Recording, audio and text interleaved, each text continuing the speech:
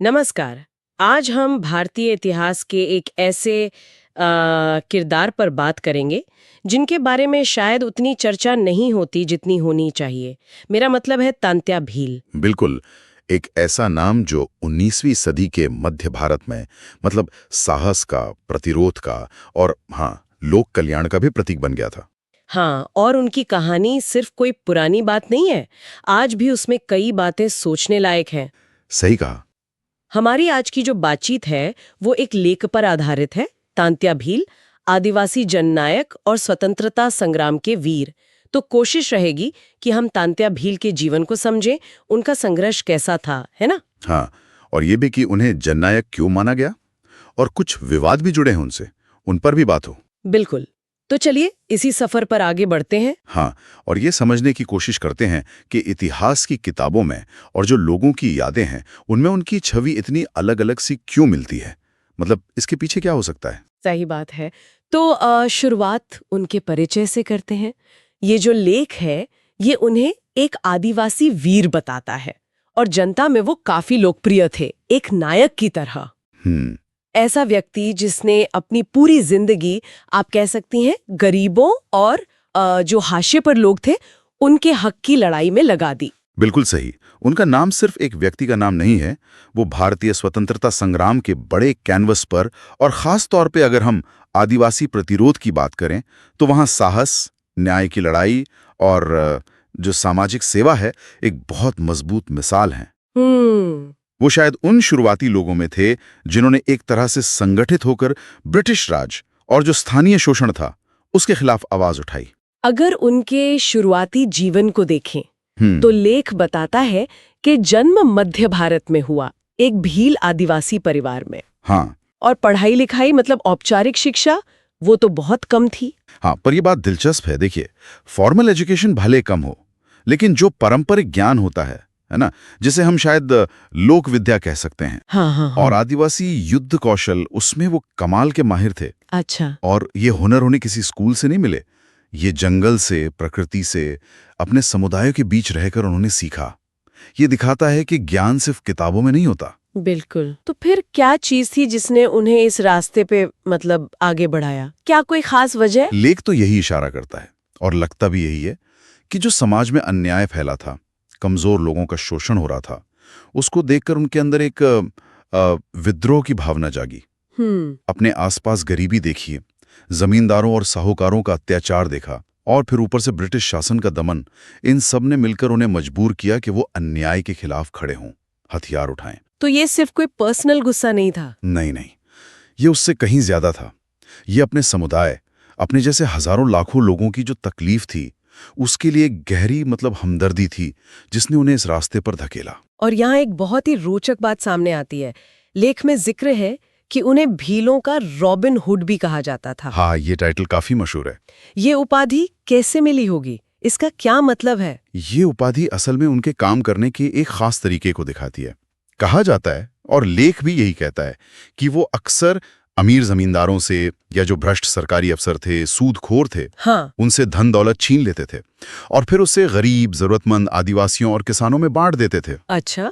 इसी वजह से जाहिर है आम लोगों के बीच उनकी छवि एक मसीहा जैसी, एक मददगार नायक की बन गई। तो ये रॉबिन हुड वाली बात ने उन्हें लोगों के दिलों में तो जगह दे दी। हाँ। पर क्या ये तुलना मतलब पूरी तरह से सही है या कुछ और भी था? देखिए, रॉबिन हुड का जो लेबल है वो उनकी लोकप्रियता समझने में मदद तो करता है, उनके काम का एक पहलू दिखाता है, पर शायद ये उनके संघर्ष की पूरी कहानी नहीं कहता। अच्छा। कैसे? उनका मकसद सिर्फ ये नहीं था कि अमीरों से लिया और गरीबों में बांट दिया, ये उससे कहीं बड़ा था।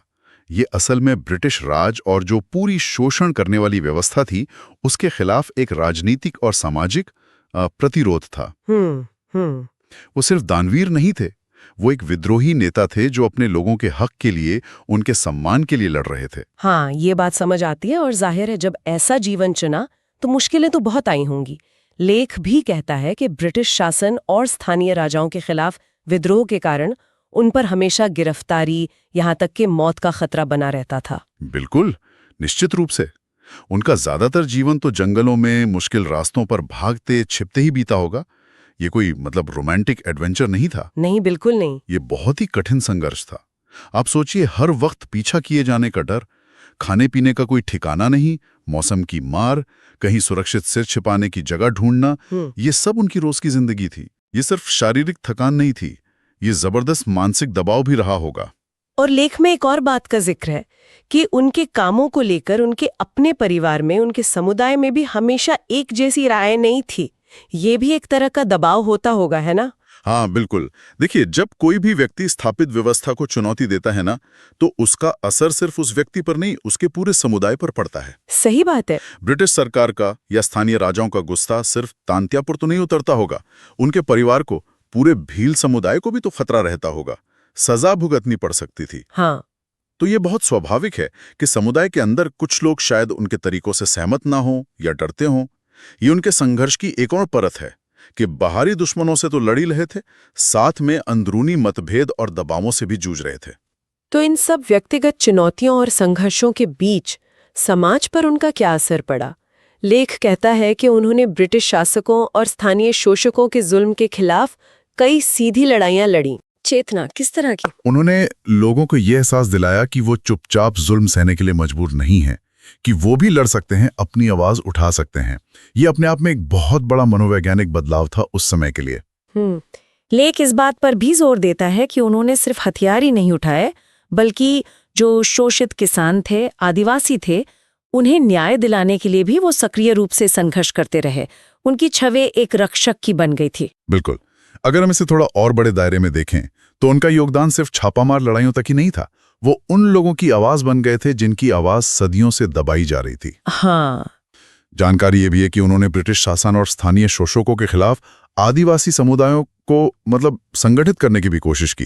ये उनकी लीडरशिप क्वालिटी और रणनीति बनाने की क्षमता को दिखाता है। और शायद यही लीडरशिप, यही रणनीति और साहस था जिसने उन्हें आदिवासी और ग्रामीण समुदायों के बीच एक लोकनायक बना दिया।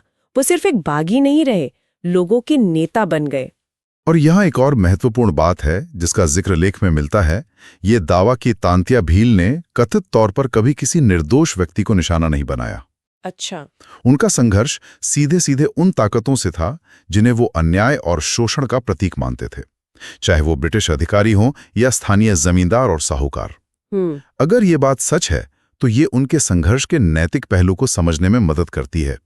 ये दिखाता है कि उनका विद्रोह कोई अंधी हिंसा नहीं थी, बल्कि न्याय कायम करने का एक सोचा समझा प्रयास था। लेकिन जैसा अक्सर होता है ऐसे किरदारों के साथ जिनका सत्ता से टकराव होता है, हर कोई उन्हें नायक तो नहीं मानता था। नहीं, बिल्कुल नहीं। लेख में साफ लिखा है कि कुछ इतिहासकार और खास तौर पर उस वक्त का जो ब्रिटिश प्रशासन था, वो उन्हें बदमाश, लुटेरा या डाकू ही मानता था और वैसा ही दिखाता भी था। हाँ, और ये समझना बहुत जरूरी है। देखिए, तांत्या भील के जो काम थे, जैसे सरकारी खजाना लूटना या पुलिस चौकियों पर हमला करना या अमीरों से जबरदस्ती वसूली करना, हाँ। जो उनके समर्थकों की नजर में एक तरह का न्यायपूर्ण प्रतिरोध था, वही काम ब्रिटिश कानून की नजर में तो गंभीर अपराध थे। जाहिर है। वो सत्ता के लिए एक सीधा खतरा थे, एक चुनौती थे। हाँ। तो प्रशासन के लिए तो उन्हें डाकू या बदमाश कहना बिल्कुल स्वाभाविक था। तो ये पूरी तरह से नजरिए का खेल है। हाँ। क्या आप कहानी को किस तरफ से देख रहे हैं? काफी हद तक। बिल्कुल। जो एक शोषित समुदाय के लिए स्वतंत्रता सेनानी या जननायक है, वही सत्ताधारी वर्ग के लिए एक विद्रोही, बागी या अपराधी हो सकता है। तांत्या भील का जीवन इसका एक क्लासिक उदाहरण है। उनके विद्रोह ने स्थानीय शासकों और ब्रिटिश अधिकारियों के साथ उनका टकराव इतना बढ़ा दिया कि, जैसा लेख बताता है, उन्हें कई बार पकड़ा गया और आखिरकार उन्हें फांसी दे दी गई। ये हमें इतिहास को पढ़ने और समझने के तरीके पर भी सवाल उठाने को कहता है। हमें हमेशा ये पूछना चाहिए कि भाई, ये इतिहास कौन लिख रहा है, किसके नजरिए से लिख रहा है और उसका मकसद क्या है। तो फिर इस सब का निचोड़ क्या निकलता है? तांत्या भील की विरासत क्या है? उनका असर आज हमें कहाँ दिखता है? लेख के हिसाब से, और जो लोगों की यादों में भी झलकता है, वो आज भी खासतौर पर आदिवासी और ग्रामीण समाजों में न्याय के, साहस के और अन्याय के खिलाफ खड़े होने के प्रतीक के रूप में जिंदा है। अच्छा। उनकी कहानी पीढ़ी दर पीढ़ी सुनाई जाती है, लोगों को प्रेरणा देती है। हाँ, लेख भी यही कहता है कि उनका जीवन आज भी गरीब और वंचित समुदायों को अपने अधिकारों के लिए, अपनी जमीन, अपनी पहचान, अपनी आज़ादी के लिए लड़ने की प्रेरणा देता है। ये सिर्फ इतिहास का एक चैप्टर नहीं है, ये एक जीती जागती प्रेरणा है। और उनका महत्व सिर्फ स्थानीय या क्षेत्रीय नहीं है, भारत का जो पूरा स्वतंत्रता संग्राम है और जो आदिवासी अधिकारों के आंदोलन हुए हैं, उनके इतिहास में उनके योगदान को हम अनदेखा नहीं कर सकते। हाँ, बिल्कुल। हाँ, भले ही उनका काम मुख्य रूप से मध्य भारत में रहा, लेकिन उन्होंने उस बड़ी लड़ाई में अपना एक अहम रोल निभाया, जिसने आखिरकार भारत की आज़ादी की नींव रखी। उनका संघर्ष उस बड़े प्रतिरोध का एक हिस्सा था। तो कुल मिलाकर अगर हम देखें, तांत्या भील एक बहुत ही जटिल और कई परतों वाले व्यक्तित्व के रूप में सामने आते हैं। एक तरफ वो न्याय के लिए अपनी जान दांव पर लगाने वाले साहसी योद्धा हैं, आम लोगों के नायक हैं, जिन्हें रॉबिन हुड जैसा दर्जा मिला। और वहीं दूसरी तरफ उस वक्त की जो सत्ताधारी ताकतें थीं, उन्होंने उन्हें डाकू और बदमाश करार दिया, उनके प्रतिरोध को अपराध बताया। ये जो विरोधाभास है, ये असल में सिर्फ उनके जीवन की कहानी नहीं, बल्कि उस दौर की सच्चाई और जो सत्ता का संघर्ष होता है, उसकी जटिलता को दिखाता है। उनका जीवन वाकई ये दिखाता है कि कैसे बहुत मुश्किल हालात में भी, बहुत कम साधनों के साथ भी कोई व्यक्ति समाज सेवा और न्याय के लिए इतना बड़ा समर्पण कर सकता है। बिल्कुल। उनकी कहानी ये भी दिखाती है कि कैसे एक हाशिए के समुदाय से आया व्यक्ति, जिसे व्यवस्था ने पूरी तरह दबाने की कोशिश की, वो अपने लोगों के लिए प्रेरणा का इतना बड़ा स्रोत बन सकता है, एक लोक नायक बन सकता है। ये असाधारण बात है। भले ही इतिहास में उनके तरीकों पर, जैसा कि लेख भी इशारा करता है, अलग-अलग राय हो सकती है, बहस भी हो सकती है। उनके प्रतिरोध के तरीकों पर हमेशा चर्चा हो सकती है और होनी भी चाहिए, लेकिन उनके पीछे जो मूल भावना थी, अन्याय का विरोध करना, बराबरी की चाह रखना, शोषण से मुक्ति पाना, वो आदर्श तो आज भी उतने ही प्रासंगिक हैं। सही बात है। उनका संघर्ष और उनकी विरासत आदिवासी और दूसरे वंचित समुदायों के लिए आज भी प्रेरणा का काम कर रही है। इस पूरी चर्चा के बाद एक विचार शायद हमारे श्रोताओं के लिए छोड़ा जा सकता है कि तांत्या भील की कहानी हमें आज के समय में अन्याय के खिलाफ जो प्रतिरोध होता है, उसके अलग-अलग तरीकों के बारे में क्या सिखाती है, खासकर तब जब सामना एक बहुत ताकतवर व्यवस्था से हो। ये एक बहुत जरूरी सवाल है और उनकी कहानी हमें इस पर भी सोचने को मजबूर करती है कि किसे नायक कहा जाता है और किसे विद्रोही या डाकू। अक्सर ये जो तमगे होते हैं, ये इस बात पर निर्भर करते हैं कि कहानी सुना कौन रहा है और उसका नजरिया क्या है। इतिहास की इन परतों को खोलना, अलग अलग आवाजों को सुनना, ये हमेशा हमें एक गहरी समझ देता है।